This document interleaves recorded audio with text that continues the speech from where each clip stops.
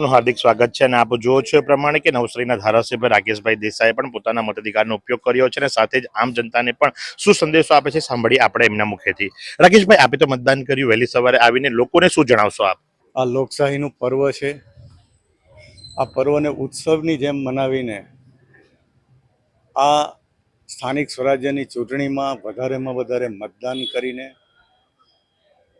શહેરનો, ગામોનો, મહાનગરનો વિકાસ થાય એને માટે સૌ મતદાન કરીએ, અવશ્ય મતદાન કરીએ, યોગ્ય ઉમેદવારને જીતાડીએ, યોગ્ય પાર્ટીના ઉમેદવારોને જીતાડીએ એવી અપીલ કરું છું।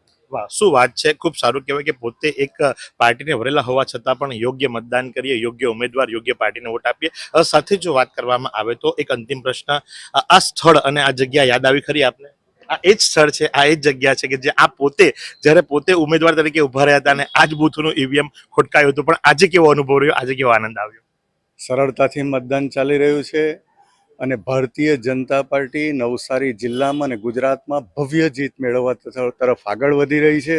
અને મારી નવસારી વિધાનસભાની વાત કરું તો હું 100% મારી પાર્ટી અને એક લોકપ્રતિનિધિ તરીકે હું 100% રિઝલ્ટ મેળવવા તરફ આગળ વધી રહ્યો છું। શું તમે શરીરના સાંધાના દુખાવાથી પીડાઈ રહ્યા છો કે પછી તમે કોઈ સ્પોર્ટ્સ ઇન્જરીથી પીડાઈ રહ્યા છો? લકવાની બીમારી બાદની પીડા સહન કરી રહ્યા છો? શું તમને સ્પાઇનલ પ્રોબ્લેમ છે?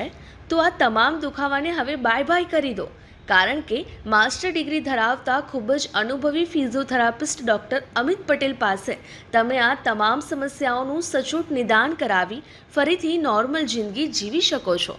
તો સરનામું નોંધી લો, comprehensive care centre, DD street, library પાસે, અનુરાગ સારીઝની લાઇનમાં, નવસારી।